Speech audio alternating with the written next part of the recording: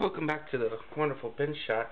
To get these things apart, you'll slide them up, tilt the middle one slightly to the side, and then the larger one you'll start wiggling out, and that separates them. These valves only really go back together one way, so it's not so hard to put back together, but we'll go over a video on that. Other parts I have soaking in some lacquer thinner. As you can see, it's starting to really clean some of them up, but they'll get cleaned up here and we'll get this thing back together and on the road.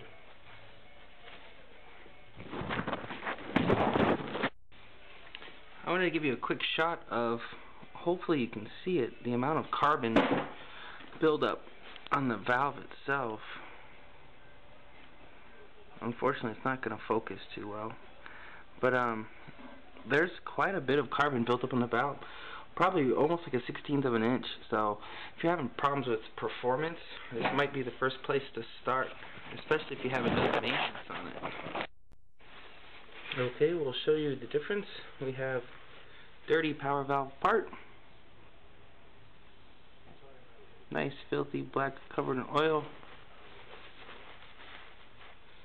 Clean power valve part, pretty big difference there.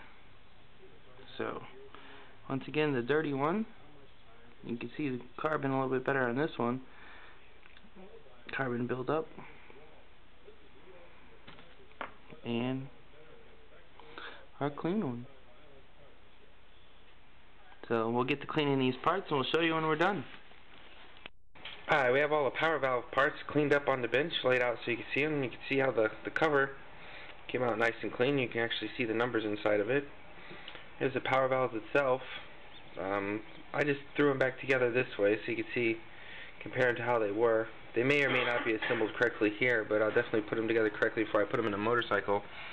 You can see the difference between the cleanliness of these valves and what the valves were beforehand. I'll go over how to put the valve back together, and we'll show you that in case you can't figure that part out. Okay, in order to put this valve back together, you have the three separate pieces. Piece 1, piece 2, piece 3. We're going to take piece 1, line up piece 2, put it together. Take piece 3, turn the middle piece sideways like we said to remove the valve. Put the last piece in, wiggle it back into place, line it up, and there you have it. Power valves put back together. Alright, the other thing I wanted to show you was those screws I alluded to. These are M512 with a washer, is what was alluded to on the website, the replacement for your power valve screws. This is what a nice one looks like if you can get it out first shot with your impact driver. This is what it looks like if you have to work at it a little bit more. Hopefully the detail of how mangled that screw is shows up. That's what we're replacing with these here, the M512s. So you can look on the Aprilia forum site and find out more information about them. You can do a search for power valve screw underneath the RS250 forum, and you can look through those threads and come up with what this one is.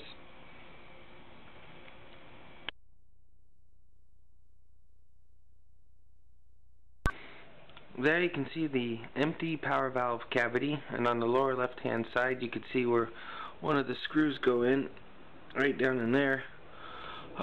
This area I try to clean out the best I can without putting any sort of gunk or solvent down the actual holes where these power valves go in here. So clean it up a little bit and we'll reinstall the power valve.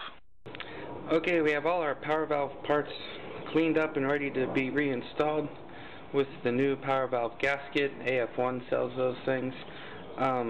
With our new M512s with washers to replace the old screws that are in there, so it'd be easier to get wrench on those things later. So we'll go ahead and install them. They're only really going to go in one way, and one of the things to remember is this little piece here, which holds in these retaining springs that go inside the valve into that larger hole. There's going to be a small hole and a larger hole, which you should be able to see pretty good there. The springs are going in the larger hole. When you seat that in, you need to make sure that this thing sits flat and then it's not, the ledges aren't poking up. If they are, it's not going to put the proper amount of tension on the spring and it's not going to do its job effectively.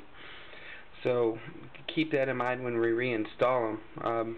Unfortunately, I don't have a great camera angle to work and reinstall the valves because all you're going to be seeing is my hands as I do it. So I'll reinstall the valves in steps if I can so you can see it, and we'll take it from there.